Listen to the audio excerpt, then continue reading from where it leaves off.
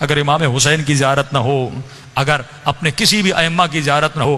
عزیزو، جناب سعید کا واقعہ آپ نے بہت سنا، لیکن اس سے پہلے ایک ذکر بتاؤں۔ روزانہ کوشش کروں گا کہ اذکرونی اذکرکم کی منزل کو سمجھاتا ہوا آگے بڑھوں، اور اپنی روحانیت کو کیسے بڑھایا جائے، اپنا لائف سٹائل اہل بیت کے لائف سٹائل جیسا کیسے بنایا جائے۔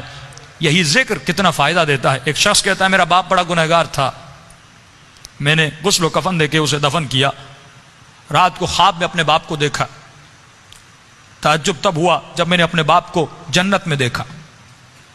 میں نے کہا بابا آپ تو بڑے گنہگار تھے، آپ تو بڑے خطا کار تھے، آپ جنت میں کیا کر رہے ہیں؟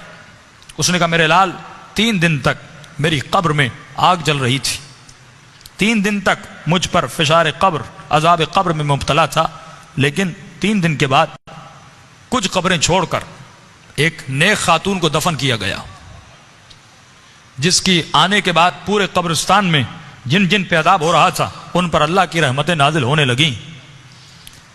فرمایا نور برس رہا تھا۔ کہا بابا یہ کیسا نور تھا؟ کہ جیسے اس کو دفن کیا پہلی رات بھی، دوسری رات بھی، تیسری رات بھی اس کی قبر میں حسین ابن علی آتے تھے۔ فرمایا جب اس خاتون نے میرے عذاب کو دیکھا، فرمایا اس کے دل میں رحم پیدا ہوا، اور جب امام حسین اس کی قبر میں آئے تو اس نے کہا مولا مجھ پر تو رحمتیں ہیں، لیکن یہ بھی آپ کا چاہنے والا ہے، اس کی قبر میں عذاب ہو رہا ہے، میں چاہتی ہوں میری خاطر آپ اس کی شفاعت کر دیں۔ کہ اس وقت امام نے دعا کے لیے ہاتھوں کو بلند کیا، میرا عذاب ختم ہوا۔ کہ بابا وہ خاتون کون سی تھی؟ کہ اس کا نام یہ تھا، اس کے شوہر کا نام یہ ہے، فلاں محلے میں رہتی تھی۔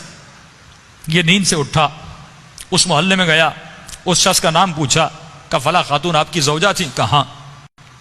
کہ اس کا کون سا ایسا عمل تھا؟ کیا وہ بہت زیادہ نمازی تھی؟ کہ نہیں، صرف واجبات پہ عمل کرتی تھی۔ کہ بہت زیادہ قرآن پڑھتی تھی؟ کہ نہیں، مختصر قرآن پڑھتی تھی۔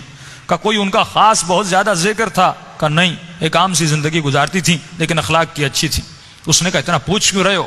اس نے سارا واقعہ بتایا کہ آپ کی زوجہ کی خاطر میرے باپ کی شفاعت ہو گئی، کوئی تو ایسا عمل ہوگا جس کی وجہ سے امام حسین اس کی قبر میں گئے۔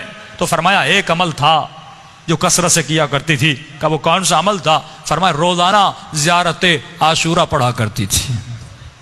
یہ مقام اذکرونی اذکرکم ہے کہ اے ہمارے چاہنے والو تم ہمیں یاد کرو، ہم تمہیں یاد کریں گے۔